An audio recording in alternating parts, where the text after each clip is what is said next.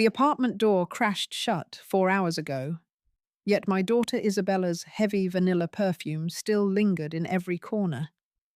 That scent always felt too aggressive for our modest two-bedroom home with its low ceilings and narrow hallways that usually smelled of old books and chamomile tea. I found myself standing in the kitchen doorway, staring at the closed pantry cabinet. The quietness around me felt oppressive, almost alive. Once upon a time, I cherished these peaceful moments. They represented rest after long shifts at the alterations shop, when my fingers ached from endless hemming and my shoulders burned from hours hunched over fabric. But tonight, this silence felt dangerous, watchful. My stomach clenched painfully. It's humiliating to confess, but I was genuinely hungry. That basic, gnawing hunger that intensifies as evening approaches. I approached the cabinet slowly. The hinges protested with a sharp squeak that broke the stillness. The shelves inside were spotlessly clean and devastatingly bare. Isabella had packed frantically that morning. She'd whirled through our home like a colourful whirlwind, throwing swimsuits, gauzy cover-ups, and sunscreen bottles into her oversized luggage. I could still picture her pausing at the doorway, already dressed for travel, extending her palm toward me. "Mum, I need your debit card, just to be safe," she'd said casually. "But Isabella," I'd started to protest, feeling ice form in my chest. "That's my entire monthly check." She'd rolled her eyes dismissively, plucking the plastic card from between my trembling fingers. "You have that big container of oatmeal. Just cook it with some margarine and you're set. Actually, it'll be healthy for you. Doctors recommend simple diets for people your age anyway. Stop creating problems." Then she was gone. Off to the Florida coast, to sunshine and frozen drinks with paper umbrellas, carrying my money, my security, and apparently any concern for my well-being. But what I discovered in the refrigerator when she returned would make her wish she'd never taken that trip. Oatmeal. She'd mentioned oatmeal specifically. I stretched toward the upper shelf where an old plastic container sat, marked oatmeal, in my faded handwriting from decades earlier. The container felt strangely weightless in my hands. I pried off the yellowed lid and peered inside. At the very bottom, mixed with some greyish residue, sat perhaps a dozen scattered flakes. There wasn't enough to feed a small bird, much less sustain a 72-year-old woman for 2 weeks. She had either deliberately lied or simply couldn't be bothered to verify. She'd just tossed out reassuring words to quiet my worries, then forgotten my existence the moment her rideshare arrived. My chest felt hollow and cold. Not the superficial cold from air conditioning, but that deep internal chill that comes from realizing someone you raised and sacrificed for isn't merely thoughtless. They're genuinely heartless. I sealed the container and returned it to its shelf. The sound of plastic hitting wood echoed like a small explosion in the silent kitchen. I needed to take action. Perhaps some loose coins. Isabella frequently scattered pocket change everywhere, emptying her jeans carelessly. I headed to her bedroom. Complete disorder greeted me. Clothing draped over every surface, uncapped makeup tubes scattered across her vanity, crumpled receipts littering the floor like confetti. I began systematically examining every surface. Beneath a tower of fashion magazines, nothing.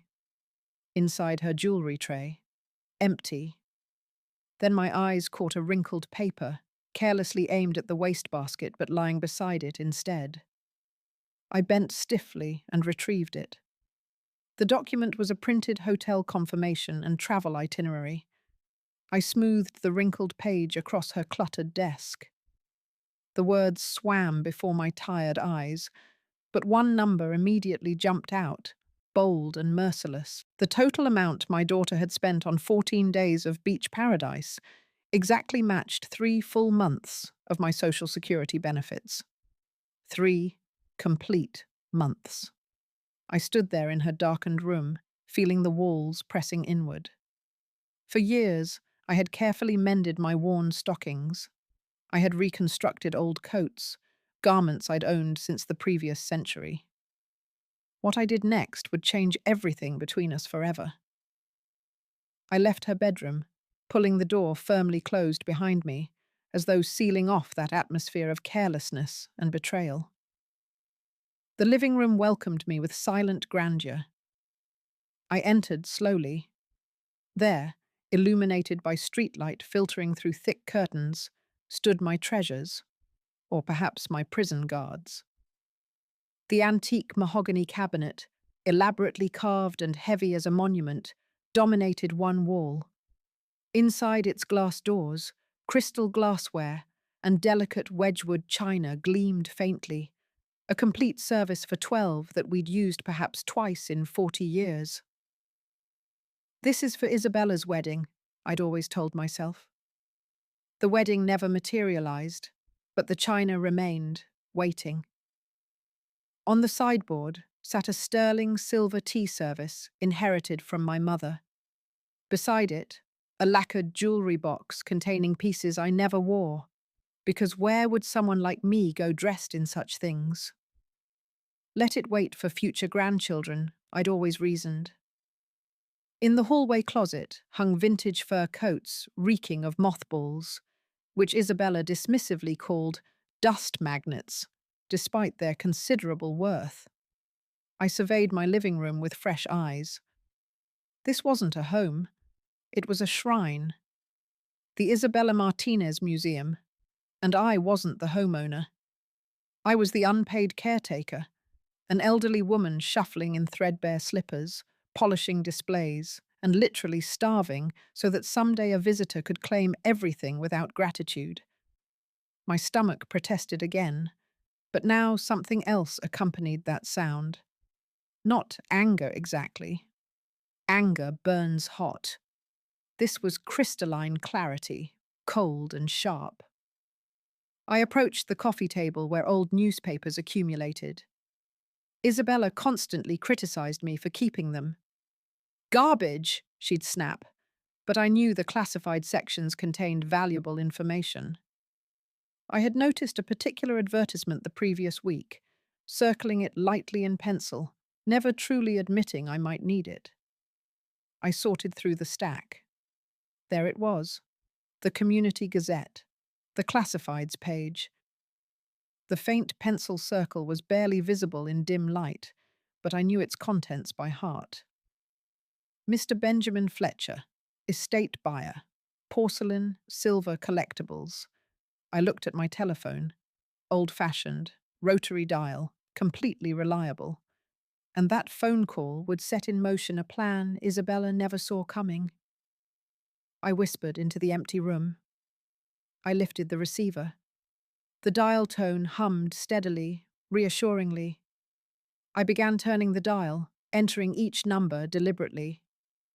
Every rotation required effort, as though I were unlocking a vault containing my own imprisoned life.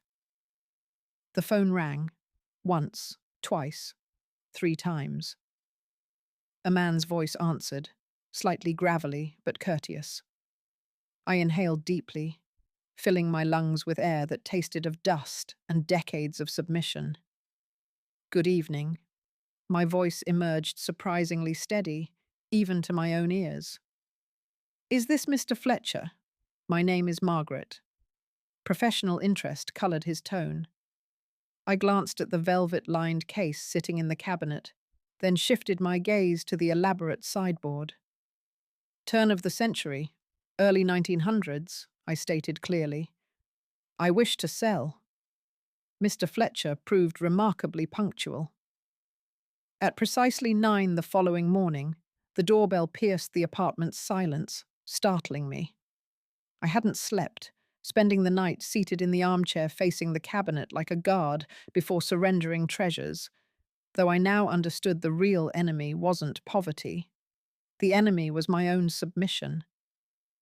I opened the door. Before me stood a man of approximately 65, wearing a crisp charcoal suit and thin-framed glasses.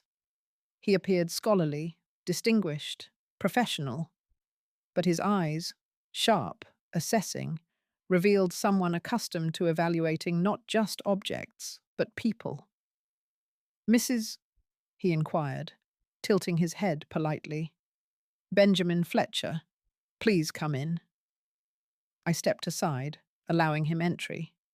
He entered the living room, and I watched his gaze sweep across the walls, the heavy furniture, the framed paintings. He'd probably expected another elderly woman with costume jewelry and unrealistic hopes. But seeing my furnishings, his eyebrows rose subtly. You have a remarkable home, he observed carefully. This isn't a home, I replied flatly. I walked to the sideboard and removed the heavy case lined with faded velvet. The latch clicked sharply. I opened the lid fully. On the deep green lining rested 12 sterling silver teaspoons.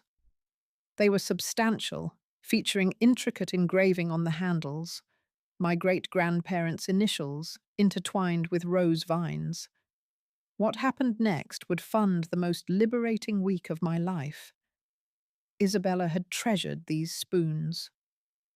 This was her inheritance, an inheritance she hadn't bothered protecting while abandoning me to starvation.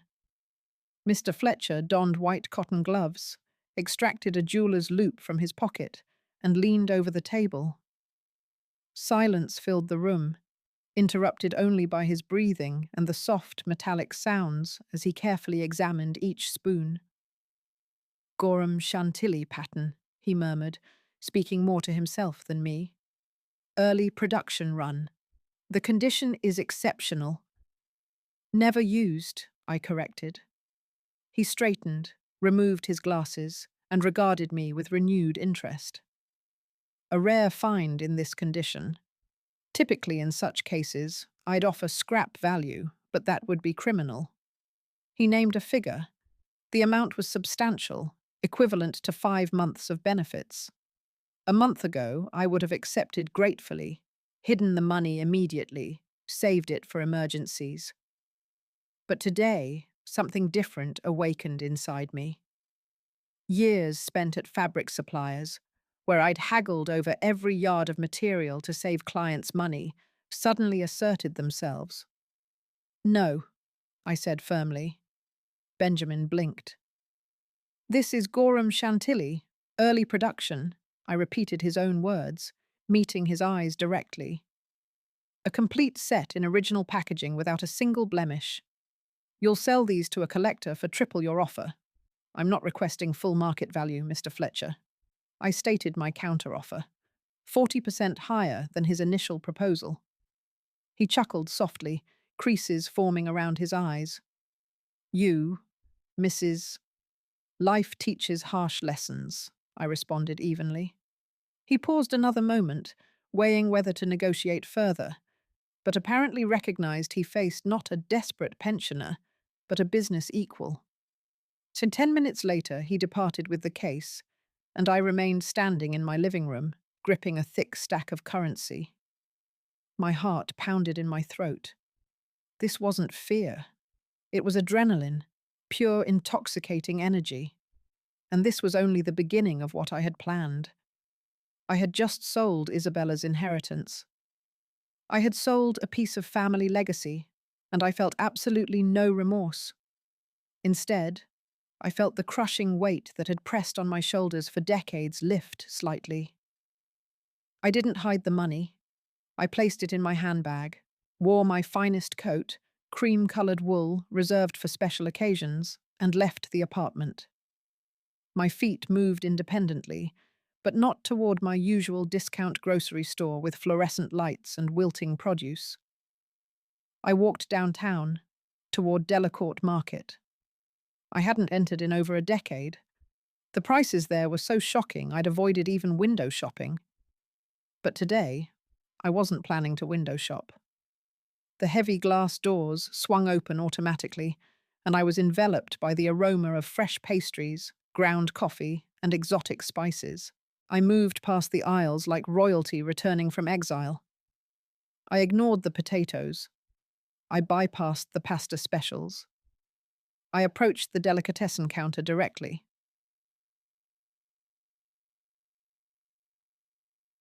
Next came the cheese section. I selected a wedge of aged Gruyere and a round of herb-infused goat cheese. I chose a jar of Kalamata olives stuffed with garlic. I purchased a fresh sourdough loaf, still warm from the oven, the crust crackling. Then I saw them. Peaches. Enormous, velvety, radiating sunshine, displayed on a wicker tray. Out of season, naturally. Imported. They cost as much as a month's utilities. 2, please, I said. Finally, the seafood counter. Cold smoked trout, thin slices, translucent under the lights, coloured like dawn. I exited the market carrying 2 paper bags. They weren't heavy physically, but they contained more vitality than all my bulk oatmeal purchases over the previous decade. At home, I didn't eat in the kitchen on the plastic tablecloth. I entered the living room. I retrieved a pristine linen tablecloth with hand-embroidered edges from the sideboard. Isabella had forbidden its use. "You'll ruin it, Mum." "Today, I am the company," I announced to the empty room. What I did with that food would become my first act of beautiful rebellion. I spread the tablecloth carefully, retrieved the finest plate from that precious china service, delicate porcelain with gilded edges. I selected a silver fork from the remaining flatware. I still possessed plenty of forks, knives, and dessert spoons. I had only sold the teaspoons. I arranged my purchases artfully. I folded the ham slices into elegant spirals, cubed the cheese into bite-sized pieces. Olives, smoked trout, warm bread that I tore by hand, crumbs scattering directly onto the tablecloth, and the peach. I bit into it, and sweet juice burst onto my lips, dripping down my chin. The taste was extraordinary. This wasn't merely the taste of food, it was the taste of freedom, the taste of mattering, of acknowledging that my body, my hunger, my desires were legitimate and important. I ate slowly, savoring each bite, sipping strong black tea from a ceremonial cup. I looked at the blank wall where the calendar hung and realized something profound. All these years, I had preserved things for a future that might never arrive. I had lived in constant expectation that someone would appreciate my sacrifice. But sacrifices aren't appreciated. They're exploited. When I finished, only crumbs remained. I felt a satisfaction I hadn't experienced in decades, a calm, dignified fullness. I stood and approached the sideboard. The space where the spoon case had rested gaped emptily. The dust there was slightly lighter, outlining a perfect rectangle. I reached into my coat pocket and extracted the long receipt from the gourmet market. I carefully smoothed it flat and placed it precisely in the center of that light rectangle, replacing the family silver. On the receipt, among the list of delicacies, the word total was printed in bold letters. I smiled at my reflection in the glass doors. "Dinner," I whispered. The following week passed like one extended sunny afternoon. I woke not to alarm clocks for discount sales, but when sunlight touched my pillow naturally. I had buttery croissants for breakfast, not plain oatmeal. I sipped real coffee, not instant. I felt alive. Then, as I sat in the armchair one evening with a glass of robust red wine, a Merlot from 2014, recommended by the wine shop owner, the telephone rang. And that phone call would reveal just how little my daughter thought of me. The ring was harsh, demanding. I knew the caller without checking. Only Isabella could make a telephone sound as though it should apologize for her inconvenience. I brought the receiver to my ear, not setting down my wine glass. My daughter's voice exploded into my peaceful silence. Behind her, ocean waves crashed, seagulls shrieked, and rhythmic music pulsed. "How are you managing there?" Her voice dripped with false concern, mixed with obvious superiority that momentarily soured the wine in my mouth. "Surviving quite well, Isabella," I replied calmly. "Listen, I've been thinking," she continued loudly, shouting over the surf. "You're probably so bored and hungry. You're eating that oatmeal, right? Just add extra water. It stretches further." I took a slow sip of wine. The smooth taste returned, washing away the bitterness of her words. "I'm managing perfectly fine," I answered evenly. "Oh, come on, stop pretending," she laughed condescendingly. "I know there's nothing to eat there, but just hold on one more week. By the way, I found a refrigerator magnet for you, shaped like a flamingo, if you haven't run up the electric bill while I'm gone." She addressed me like an irresponsible child, like a burden requiring supervision at even from 1,000 miles away. Previously, I would have immediately apologized, reassured her, "No, no, sweetheart, I'm being careful." But now, I simply smiled at my reflection in the darkened window. "I'm discovering resources you never imagined existed, Isabella," I stated, gazing at the wine bottle. She laughed again, that laugh containing pure smugness. "What are you talking about? Found some coins in the couch cushions. Borrowed sugar from Mrs. Patterson next door. Listen, don't embarrass me with the neighbours. Anyway, I have to go. We've got a poolside party." Click. She disconnected, completely confident in her total, unquestioned control over me. But what I discovered next would transform my sadness into cold, calculated fury. In Isabella's imagined reality, I was currently sitting in a darkened kitchen, choking down plain oatmeal, counting hours until her return, so I could gratefully accept a cheap magnet and fresh complaints. She believed she had broken me completely, that her starvation training had succeeded. I finished the wine, feeling warmth spread through my body. "Poolside party," I repeated, placing the empty glass down. I picked up the notebook beside the telephone. On the open page, an appointment was already written.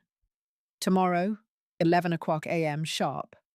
I had originally planned to sell the hallway armoire, that massive oak monstrosity occupying half the passage, constantly snagging my sleeves on carved corners.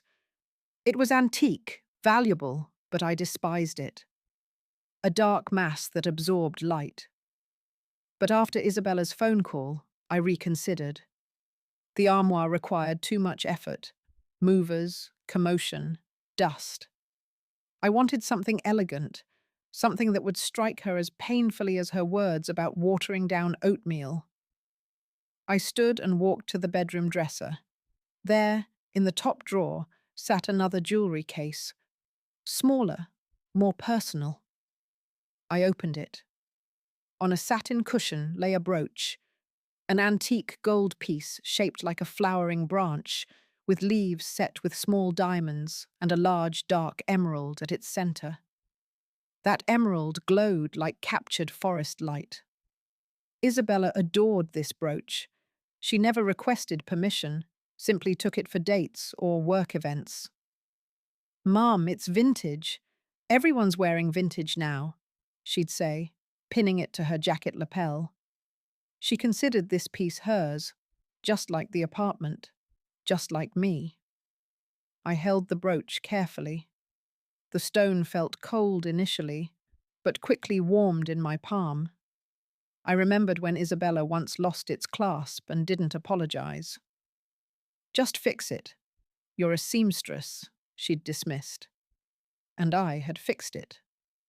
Tomorrow, Mr. Fletcher would arrive to appraise the armoire, but he wouldn't be taking that. But then, while searching for the brooch's authentication certificate, I found something in the desk drawer that made my blood run cold. What I discovered would reveal that Isabella's cruelty ran far deeper than I'd imagined. The drawer was stuffed with old receipts, expired warranties for long-broken appliances, and miscellaneous paper clutter Isabella had dumped there for years. I sorted through irritably, setting aside instruction manuals. Then my fingers touched a thick plastic folder shoved deep beneath a stack of old magazines. The folder wasn't mine. I never bought such things in bright red, such aggressive colors. I pulled it into the light. Inside lay several stapled documents. On top was a glossy brochure. Cheap paper, poor printing, blurry photographs of smiling elderly people playing cards. The name sounded familiar. I had heard about it somewhere. Mrs. Patterson, my neighbor, had shared horror stories. She'd said it smelled of industrial cleaner and overcooked vegetables, that staff members were dismissive, and elderly residents spent days staring at ceilings because nobody cared. It was a government institution, the most budget-level option with a terrible reputation, a place where people are sent to wait for death, to be forgotten. My hands began trembling. I set aside the brochure and lifted the next document, a draft form, a general power of attorney. In the subject field, my details. In the agent field, Isabella Martinez. Below, in fine print, a list of authorizations. Authority to manage all assets, sell real estate, make medical decisions on my behalf. A date was penciled in the margins. Next month. Immediately following her return from vacation. The world tilted sideways. I gripped the desk edge to steady myself. The air in the room suddenly felt thick, suffocating. This wasn't merely selfishness. This was a calculated strategy, a cold, methodical plan. She wasn't simply waiting for me to die to claim her inheritance. She was tired of waiting. She had decided to institutionalize me, send me to Meadowbrook like discarding an unwanted item, to free the apartment, liquidate the antiques, and live comfortably on my benefits while I deteriorated in a state facility. She had smiled at me, taken my card, travelled to the beach at my expense, knowing that within a month she would evict me from my own home. Tears didn't come. Instead, a wave of such intense fury rose inside me that I thought I might scream. But I remained silent, and that fury would forge itself into the perfect revenge. The fury crystallized into action. If previously I had sold items simply to eat and treat myself modestly, now this was warfare. I threw the folder back into the drawer but didn't close it. Let it remain there as a reminder. I grabbed the telephone. The ringing seemed endless. Mr. My voice rang like taut wire. This is Margaret. I'm still nearby, Margaret, he responded with surprise. Has something happened? I found a reason, I cut him off sharply. Return immediately and bring a truck. Disbelief filled his voice. Mrs. Margaret, are you certain? Absolutely certain. I'm selling the painting, the clock, the carpet, and that china service in the cabinet. Everything with value. The following 2 hours passed in a blur. Benjamin arrived with 2 strong assistants. They silently and carefully carried out my life in pieces. The landscape painting with the lake was removed from the wall, leaving a pale rectangle on the wallpaper. The antique grandfather clock, whose chiming had marked time in this apartment for 50 years, fell silent and was wrapped in protective padding. The Persian rug, worn but still beautiful, was rolled into a heavy cylinder. I stood watching the room empty. With each item removed, breathing became easier, as though they were carrying out not furniture, but stones from my soul. The apartment was becoming spacious, bright, and genuinely mine. No longer a museum, just a living space. Benjamin wrote checks and counted cash. The sum grew astronomically large for a pensioner. he asked quietly as the movers carried the final box of porcelain. I will regret only one thing, Benjamin, I replied, looking at the bare wall. When the door closed behind them, I stood alone in the echoing hallway. I had just sold Isabella's entire inheritance. The apartment felt empty, but liberated.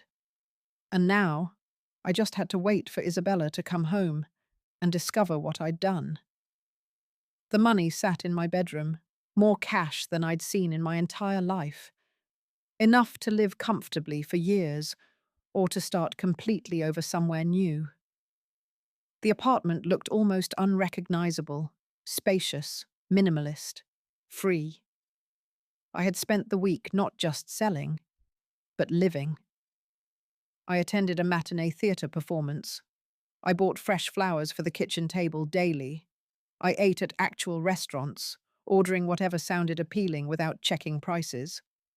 I felt 72 years old, but also somehow ageless, reborn. Isabella's return date arrived. I heard her key in the lock around 8 p.m. The door opened, and she entered, dragging her suitcase, skin bronzed, hair lightened by sun and sea.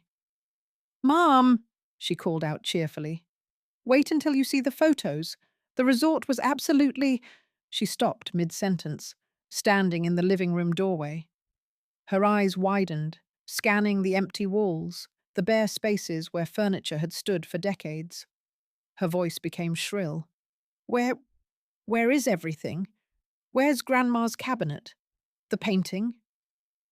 I appeared from the kitchen, calmly sipping tea from one of the few remaining cups. "Hello, Isabella." She dropped her suitcase with a thud. "Were we robbed? Did something—" "I sold it," I said simply. "Everything. The spoons, the brooch, the paintings, the carpets, the china service."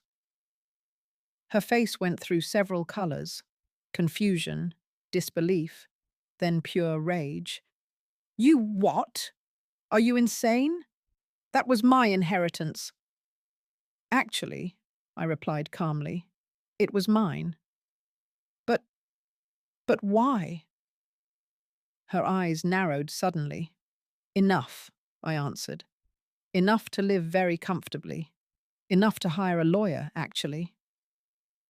I watched the color drain from her face as understanding dawned. I continued. "The Meadowbrook brochure.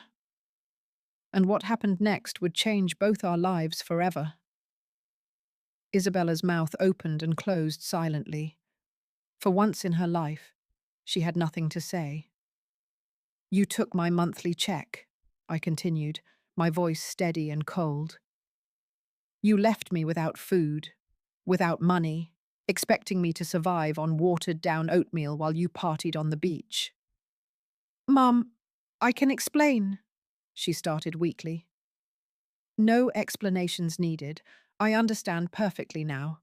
You're not my daughter anymore, Isabella." I walked to the desk and pulled out a manila envelope. "Inside here are copies of those power of attorney documents, along with a signed statement from me explaining everything. My lawyer has the originals." Her face had gone from bronzed to ashen. I took another sip of tea. "You have until the end of the month to find your own place. This apartment is mine, and will remain mine. The lease is in my name. When I eventually pass, hopefully many years from now, whatever I have left will go to charity," she whispered, and for a moment she looked like a lost child. "I don't know, Isabella, but I'm sure you'll figure it out." She stood there for a long moment, then picked up her suitcase and dragged it toward her bedroom without another word. That night, I sat in my nearly empty living room with a simple dinner: good bread, cheese, fruit. The room echoed differently now, but it wasn't lonely. It was peaceful. I had spent decades being a good mother, a selfless mother, a sacrificing mother. And where had it gotten me? Nearly institutionalized and starved by my own child. Now I was just Margaret, not somebody's mother, not somebody's caretaker, just me. The refrigerator hummed quietly in the kitchen, stocked with real food now. My food, bought with my money, for my nourishment. Isabella would open it eventually, expecting to find it empty, a symbol of my powerlessness.